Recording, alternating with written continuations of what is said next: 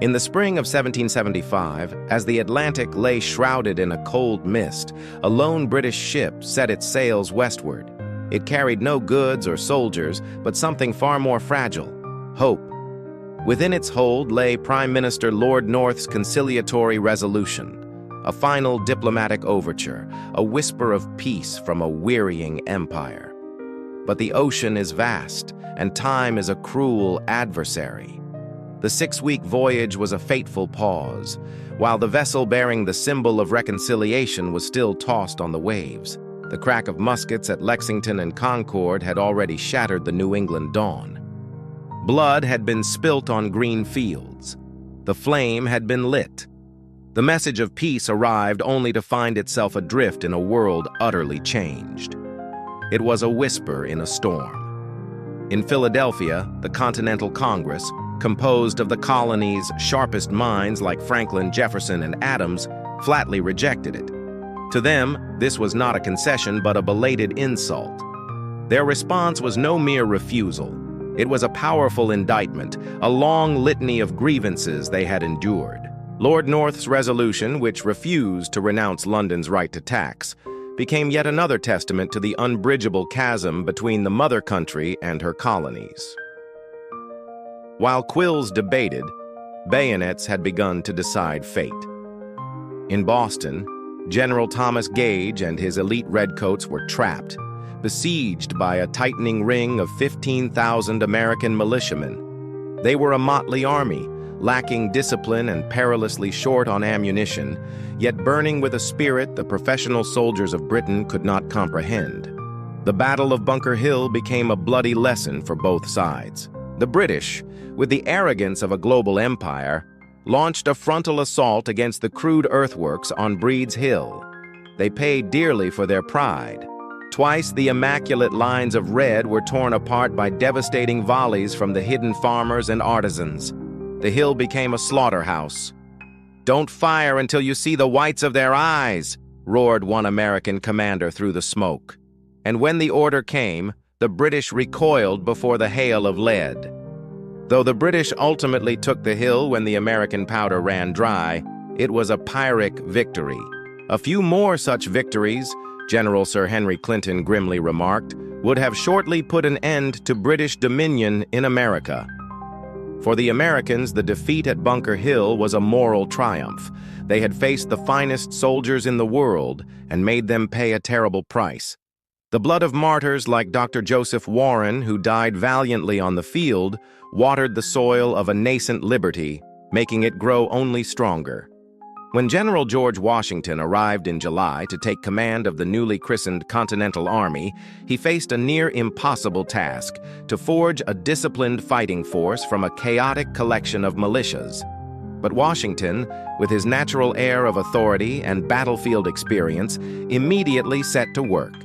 He established discipline, reorganized the ranks, and made a decision of vital strategic importance. He ordered the inoculation of his entire army against smallpox, saving it from an invisible enemy more deadly than the British. The conflict was not confined to Massachusetts. Across the colonies, royal authority was crumbling.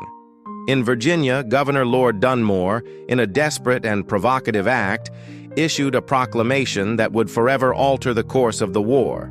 He offered freedom to any slave who would take up arms for the king. This act, meant to crush the rebellion, instead fanned the flames of outrage, especially among the slave-owning gentry of the South, driving any who still wavered firmly into the arms of revolution. To Washington, a Virginian slave owner himself, Dunmore was the arch-traitor to the rights of humanity. Back in London, the Olive Branch petition finally arrived, a ghost from a time that had already passed. King George III, his patience exhausted, officially declared the colonies to be in a state of open and avowed rebellion. Every door to reconciliation had been slammed shut. The British Empire began to assemble the mightiest fleet and army the world had ever seen to crush the upstart colonies. The final lingering hopes of a peaceful resolution had turned to ash. For Americans like General Nathanael Greene, the path forward was now illuminated by the fires of war. Heaven hath decreed that tottering empire Britain to irretrievable ruin, and thanks to God, since Providence hath so determined, America must raise an empire of permanent duration. The winter of 1775 descended, brutal and unforgiving. Both armies suffered, but in the freezing stalemate, a new, audacious, and irreversible idea was crystallizing in the American mind. They were no longer fighting for their rights as Englishmen. Now, they fought for something else entirely, a nation that did not yet exist. The true revolution had only just begun. In the heart of Philadelphia, the Continental Congress assembled. On one side sat John Hancock, his signature a bold flourish on the declaration of the causes and necessity of taking up arms. On the other, Samuel Adams, whose fiery spirit had long championed the cause of independence. In the center, amidst the sea of furrowed brows and grave expressions, sat Thomas Jefferson, his quill poised above the parchment, ready to translate the simmering discontent into words of fire and steel. The Second Continental Congress was a crucible of ideas, a melting pot of loyalties. Some still clung to the hope of reconciliation, men like John Dickinson, whose ardent pleas for a return to harmony were echoed by Benjamin Franklin. Yet even the wily diplomat knew that the die was cast. As the chill autumn wind swept through Philadelphia, carrying with it the echoes of Lexington and Concord, the delegates grappled with a question that transcended their own fears and ambitions. What kind of nation should arise from the ashes of the old? While the Congress deliberated, the fighting continued. In the frozen wastelands of the Northeast, General George Washington, a general by necessity, not ambition, watched his ragtag army grow in size, but remain woefully inexperienced. In New York, the spectacle of armed rebellion drew the attention of one man who would change the face of war forever. Baron von Steuben, a veteran of Frederick the Great's Prussian army, stood at a crossroads. An offer from Washington beckoned him to a distant land, a chance to shape a fledgling army and carve out a place in history.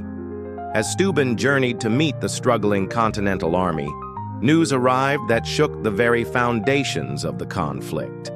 The British had captured the city of Philadelphia. The road ahead for Washington and his army was fraught with peril.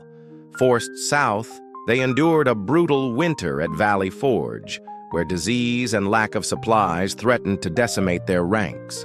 But Washington's quiet resolve and steadfast leadership kept the flame of rebellion alive. Amidst the hardships, whispers of a foreign alliance drifted across the Atlantic. The French, wary but intrigued, sent agents to observe the Americans firsthand. For Washington, the need for allies was dire. Steuben's military training was crucial, but he needed supplies, arms, and most importantly, recognition that could turn the tide of public opinion in France.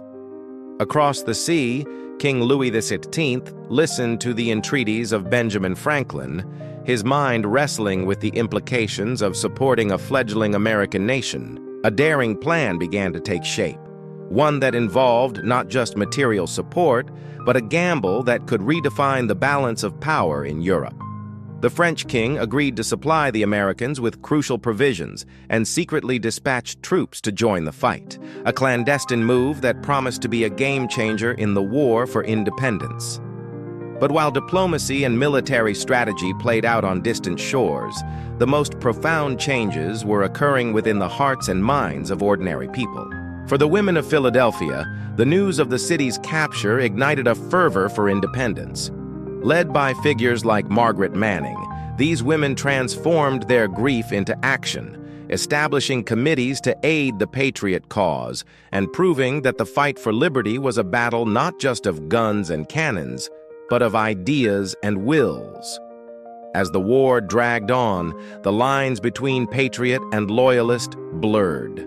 For many African Americans, the promise of freedom under the banner of rebellion was too great to resist.